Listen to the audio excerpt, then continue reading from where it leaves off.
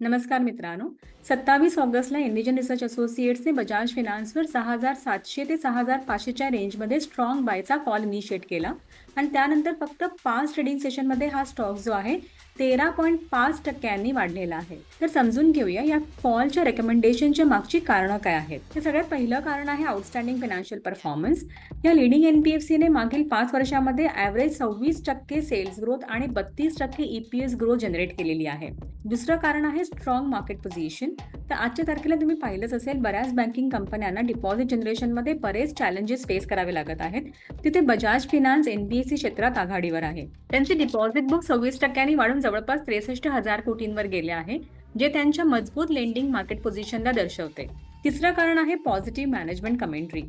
कंपनीचा future outlook जो आहे तो खूप प्रॉमिसिंग आहे.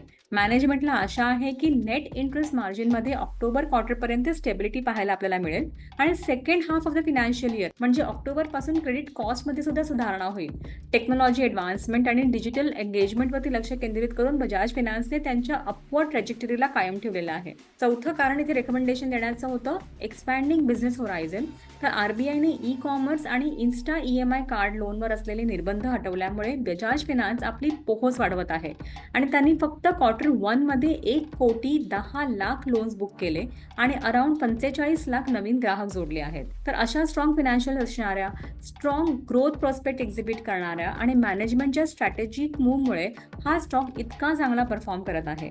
आमचे सर्व क्लायंट अजूनही बजाज फायनान्सला मजबूत कन्व्हिक्शनने होल्ड करत आहेत. त्यांना कुडोज. अधिक अपडेटसाठी stay connected. Follow us more for such expert insights आणि आमच्या फ्री टेलिग्राम चॅनलला जॉईन करायला मात्र विसरू नका. लिंक बायोमध्ये दिलेली आहे. Thanks for your time.